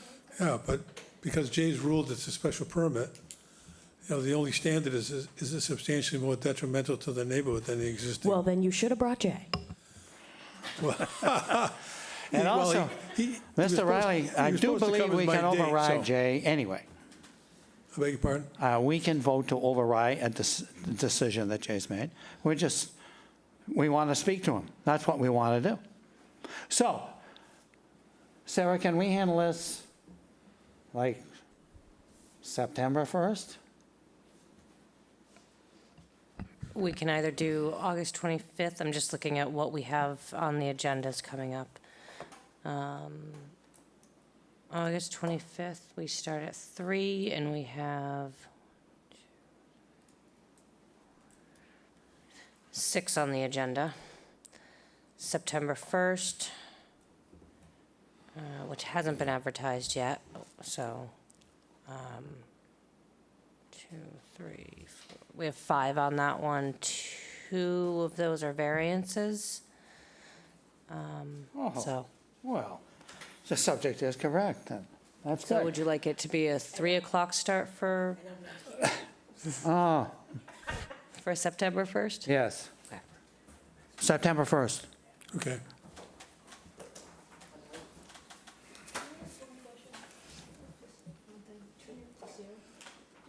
Sure. So I just wanted to clarify, Sarah, did you say that Jay said this was a special permit?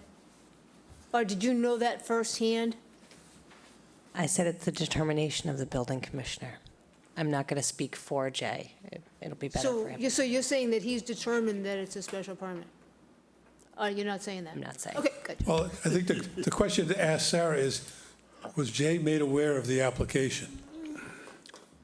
Jay is most certainly aware of the application. Okay, so we have, do we have a motion, Paul? I'll move to grant the requested continuance to September 1st. Okay. Dave Veach seconds. Need a vote on that, Buck? Buck votes yes. Bill? Bill votes yes. Paul? All votes yes. Dave? Veach votes yes. I vote yes. Okay, unanimous. All right. Let's go on to 22-064, please. Sarah. Application number 22-064, Stage Island Realty Trust, care of William G. Litchfield Esquire, 330 Orleans Road, North Chatham, Mass. 02650. Owners of property located at 230 Stage Island Road, also shown on the Town of Chatham's Assessor's Map 13A1, Block 5, Lot D27. The applicant seeks to enlarge, extend, or change a nonconforming dwelling on a nonconforming lot via the construction of additions. The existing dwelling is nonconforming and that it is located 22 feet from the Coastal Conservancy District and 18.2 feet from the northerly abutter. The proposed addition will be nonconforming and that it will be located 39 feet from the Coastal Conservancy District where a 50-foot setback is required. The existing building coverage is 1,944 square feet, 11.9%, and the proposed building coverage is 2,418 square feet, 14.7%, where 15% is the maximum allowed. The existing nonconforming height of the dwelling will increase from 32.1 feet to 33.2 feet, where 30 feet is the maximum allowed. The lot is nonconforming in that it contains 16,400 square feet of buildable upland in the R40 zoning district. A special permit is required under Mass General Law, Chapter 40A, Section 6, and Section 5B of the Protective Bylaw. Before you begin, Mr. Litchfield, as you know, my wife and I own a cottage on Stage Island, which is 2 homes away from this. So if you wish me to recuse myself, I will. That is your decision. Thank you, Mr. Chairman. We appreciate that. We have absolutely no objection to your involvement. Okay, very good. Please. Thank you again, Mr. Chairman. Bill Litchfield here on behalf of Peter and Deborah Nelson, who in fact do own a cottage adjacent to the chairs in this neighborhood of cottages out on Stage Island. They are seeking a fairly small addition, 100 square feet on the first floor, 200 square feet on the second floor, and they're also seeking to create some living space underneath the existing deck. It does increase the size when measured by coverage because the deck will no longer be pervious. But it is below street level, and while coverage increases, it's still below the level. They were fortunate to have the Nelsons were fortunate to have working with them Karen Kempton, who is here, and if I could, virtually, and if I could, Mr. Chairman, I'd ask Karen to walk us through the plans. Fine. Good evening, this is Karen Kempton, architect for Peter and Debbie Nelson.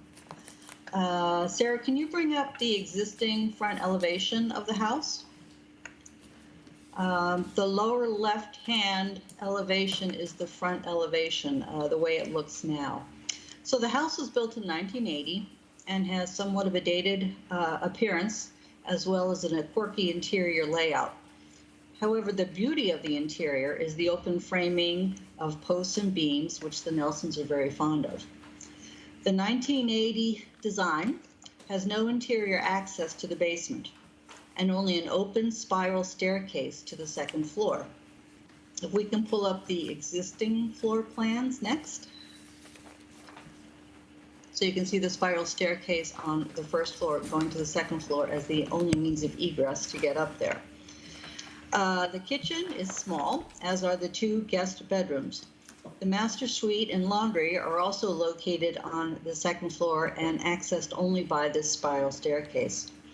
So the objectives were to add a safer stair to the second floor, locate a master bedroom on the first floor for aging in place, in addition to the existing one they now use on the second, and add an interior staircase to the basement, as well as add some additional living room, family room space. We also wanted to update the exterior without substantially changing the style and character of the house. So if we can go to the new elevation, we have centered the front door between the 2 existing 2-story bump outs and have changed the dated dropped roof overhangs to hip roofs, which are no higher than the existing ridge. There is a 4-foot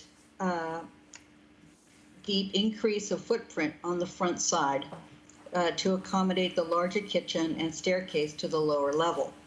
This addition also helps to widen the bump out that's to the left of the door, creating a more balanced appearance.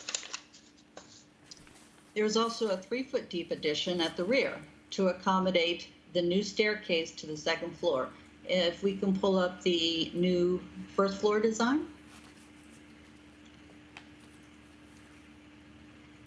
So you can see where the existing spiral staircase was. We have pushed that wall out 4 feet to be able to have this new code allowed staircase to the second floor. However, this bump out on the rear does not add building coverage because there is an existing 3-foot deep roof overhang in this area. So the main increase of building coverage is provided by the rubber roofing on the existing deck footprint to allow for the finished space below. And because of the sensitive area where this house is located and the desire of the Nelsons to add additional living family room space, we decided to locate this space underneath the existing deck footprint. If we can go back to the front elevation, the existing grade slopes away, allowing for some walkout space in this area.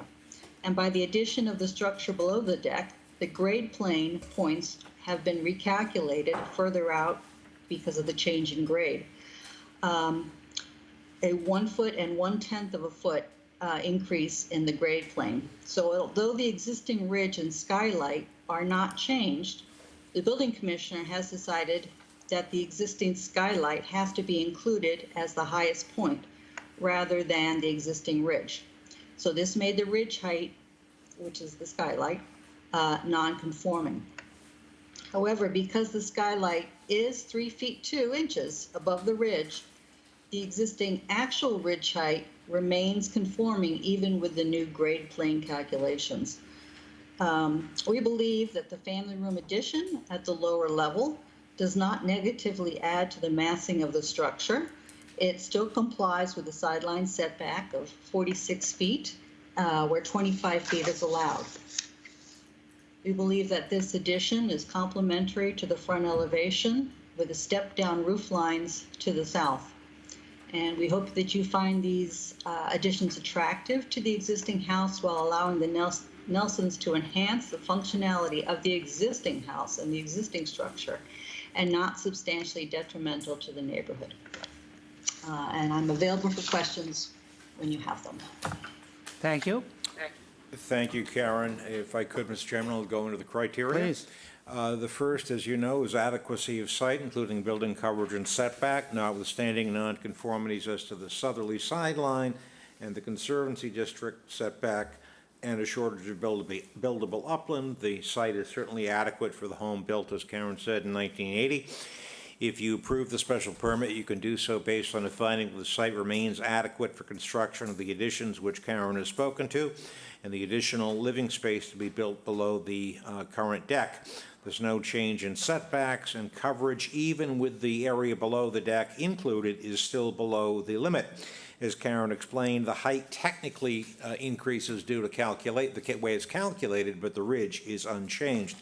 As to compatibility of site, on the third sheet, you'll note that we have a neighborhood of relatively large lots and fairly large houses. This site has the second smallest footprint in the neighborhood at 1,900 square feet, living area of 2,500 square feet. If you approve the special permit, it will remain compatible after construction of the additions. Living area and gross floor area numbers remain consistent with neighboring properties and are smaller than most. I should point out, by the way, that I did not calculate in living area. For consistency, I did not include the living area in the basement. I don't want to call it a basement, Peter, because it's a lovely lower level, but it's in the basement. And the assessors do not calculate living areas in basements, even in walkout basements, as this is, as part of living area.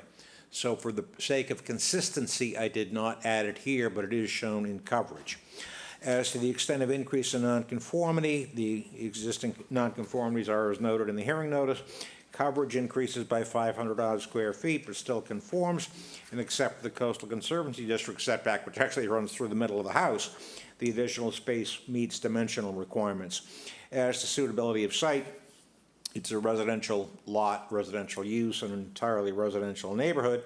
Like I think every house on the east side of the, certainly most of the houses on the east side of the street, we have a Conservancy District setback issue due to a change in the bylaw, and that's a segue into the extensive review that we underwent by the Conservation Commission. Their questions were asked and answered, mitigation plans were developed and found to be satisfactory, and all of their concerns were satisfactorily addressed.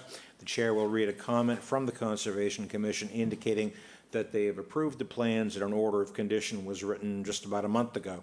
As to scale, sighting, mass, views, and vistas, the house is currently consistent with the scale and sighting of others in the neighborhood. Obviously, all of the houses on that side of Stage Island Road are located relatively close to the street. They have to be, because otherwise they'd be down in Stage Harbor, but we still meet the 40-foot setback from the street. If you approve the special permit, the scale will remain appropriate, and the architectural plans, as Karen has done, echo the existing home. There's virtually no impact on streetscape. You went out there and you understand that it's very, very well vegetated along Stage Island Road and to the north and the south, and the main change in living area is below the front elevation. It's under the existing deck. Compatibility of use doesn't change. We currently have town water, of course, and 4 bedrooms. 3 plus a study which meets the definition of a bedroom. I handed out to you a revised first floor plan, which we had a 54-inch wide opening into an area created by the removal of the spiral staircase. Judy was concerned that because we didn't have the full 6 feet, that we widen it, so we eliminated that completely. It's now completely open, so there's no issue there. And I believe Karen has confirmation from Judy. I know she's spoken with Judy about that, so I think we're okay. As to traffic flow and safety, there is actually an occasional trooping of antique automobiles on Stage Island Road, but we are not a part of that, so we will have no impact on traffic flow and safety. The question is, as you know, whether the proposed additions of a family room below the existing deck at about 350 square feet spread between the first and second floors is substantially more detrimental to the neighborhood than the current non-conforming structure on a non-conforming lot. I think you can find that it is not substantially more detrimental. The additional coverage remains below the maximum allowed, even when necessarily calculated based on the 16,000 square feet of buildable upland rather than the 40-odd thousand square feet that we have. The concerns of the Conservation Commission have been addressed, and except for that Conservancy District setback, the proposal itself is otherwise compliant with bulk and dimensional requirements. The petitioners consulted with their neighbors to the north, south, and across the street, and all three immediate abutters have written in support. So in light of the criteria of the plans, I think you can find the proposal is not substantially more detrimental to the neighborhood. Certainly be happy to answer any questions that you may have. Thank you. Is there anyone here today or in Microsoft Teams that wishes to speak in favor of this application?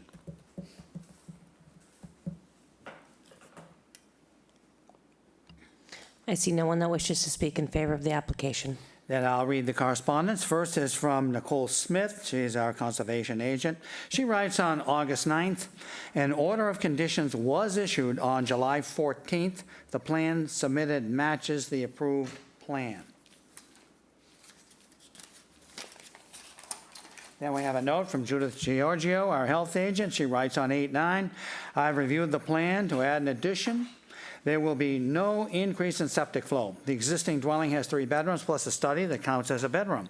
The proposed office must have a 6-foot cased opening to not be counted as a 5th bedroom. The addition will not encroach on the existing septic system. Then we have a note from Biagio Conti. His address is 235 Stage Island Road. He writes on August 6th, in relation to this application, as an immediate abutter, I heartily endorse and support this project. Peter Nelson manages his property beautifully, is a supportive neighbor, and is available for assistance. I approve and endorse this request. Then we have a note from Edward and Kathleen Skolpus. Their address is 214 Stage Island Road. They write on August 1st, as owners of the adjacent property, we are writing you in support of the special permit application of Peter and Debbie Nelson. We believe the planned improvements to their property will greatly benefit the use of their property for themselves and their family, and that these modest changes will not be detrimental in any way to our neighborhood. We respectfully request the ZBA to approve the special permit. And then we have a note. This is from Peter and Patty Gibson, 246 Stage Island Road.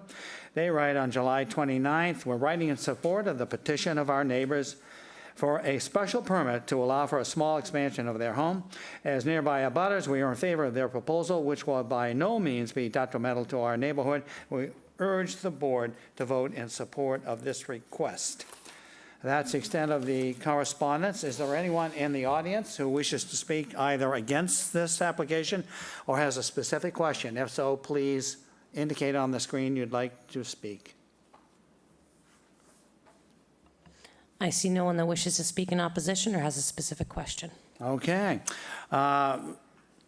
Questions from the board? Bill? I have no questions. Megan? I have no questions. Paul? No questions. No questions? I have no questions. No questions. I'll move to close the hearing and move into deliberations. Dave Veach seconds. Need a vote? Buck votes yes. Bill? Bill votes yes. All vote yes? Dave Veach votes yes. And I vote yes, so deliberations. Megan?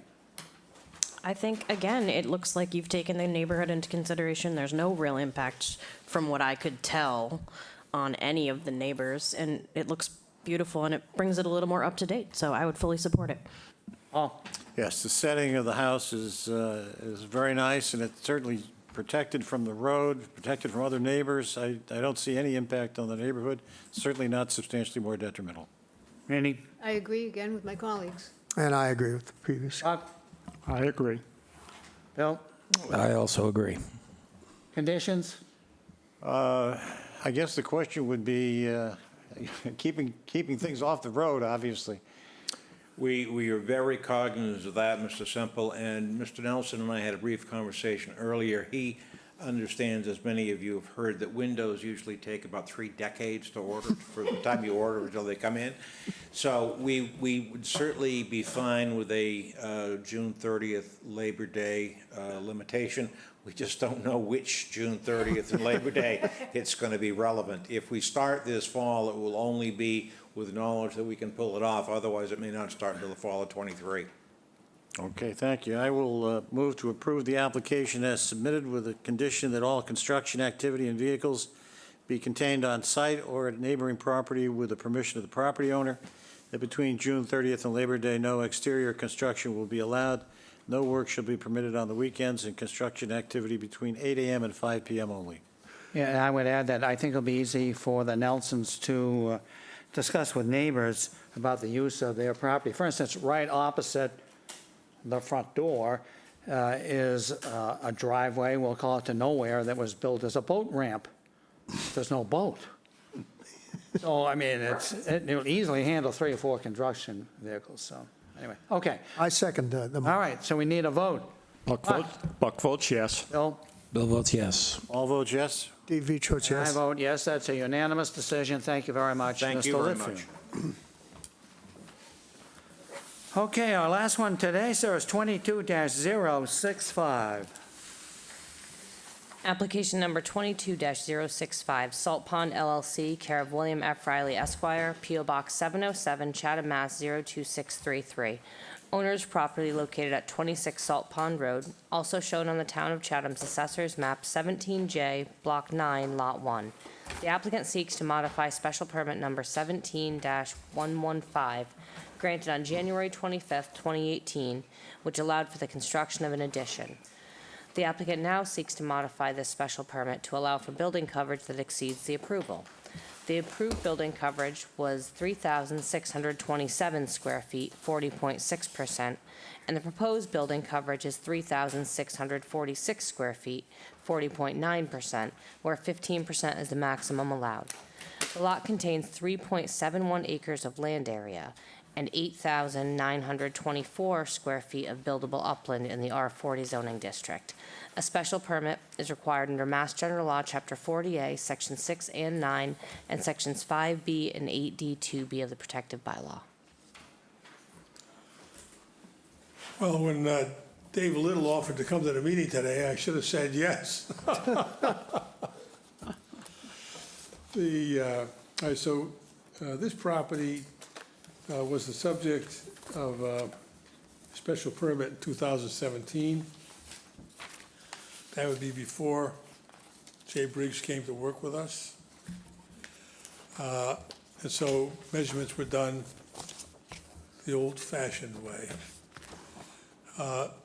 And subsequently, that was modified to allow for a bay window, which actually increased coverage a little bit. But again, old regime.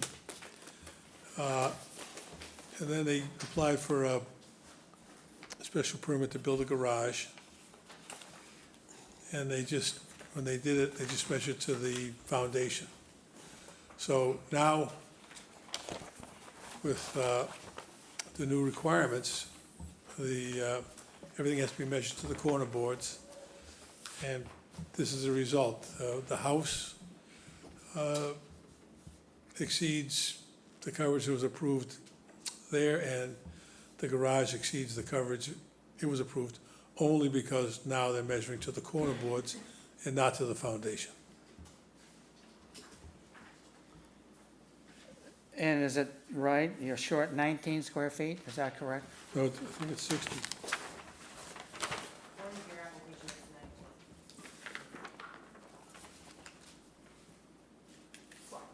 Yeah, it is. Say 67 square feet in my application.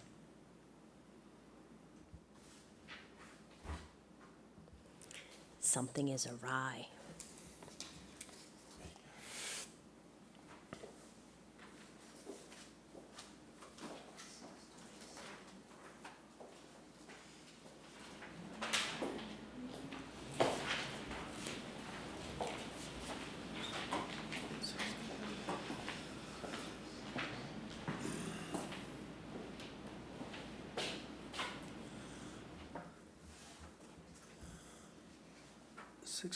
Square feet. Bill, I'm not sure where you're getting the 67 square feet because the plan, 40.9%, the original plan, the original approval was 3,579 square feet. That was one plan that was approved. Then they came back, they did the garage. The as-built that came in when they came back to us was 3,646 square feet. All I can tell you is that 67 square feet is what the surveyor, Dave Little, told me we needed. Well, what you just said is probably 67, but what's on the advertisement is wrong. Then, For the, Yeah, the difference there is 19. because what it says on the advertisement is 3627 was approved. there was a subsequent special permit that they received. Give me 1 second just to pull up that one. Number of times. It was before my time. So What was the advertisement? there was two special permits in 2017. The first one allowed for, the 17006 had a total coverage, proposed building coverage of 3,579 square feet. Fast forward to different, Well, the plan they gave me says that total coverage is 3,646 square feet. Which jives with the notice. Yeah, it's what was approved that's in question. The 67 square feet he came up with appears to be the 3646, which is what the as-built showed, minus 3579, which was not the approved square footage according to the order. Was it the first approved That was square the- footage? Yeah. so they came in twice in 2017. And what was the second one in 2017? That was for expand non-conforming dwelling and increase in Well, coverage. So and they what- increased the coverage on that one. Then they came in 2019 to increase the coverage again. So the plan that they provided was not what had been permitted for the building permit. So the coverage permitted for the building permit and by special permit, which I can look up, is actually higher than that's why you get to 19 square feet rather than 67 square feet. So the numbers in the notice are absolutely correct. Yeah, so all you're really looking for is 19 square feet, believe it or not. I'll take your word for it. I'm just repeating what Dave Little said to me. Yeah. Well, the important thing for you is that it ends up at 3646. That's correct. Okay. Yeah. All right. So that was an excellent presentation. It's, there's no one here to speak. I don't think there's anyone in the audience to speak. I'll read the correspondence. Judith Giorgio says, I have no concerns. And then Nicola Smith says, the configuration is not fully in line with what was approved. The applicant should apply for a field change in plan as the increase does not change the overall scope of the project. They may be required to do mitigation for the increase in coverage. Well, so be it. That's August 9th, and that's the extent of the correspondence. Does anybody, well, is there anyone in the audience who wishes to speak against this or has a question? Nah, I guess not. Does anybody have a question? Guess not.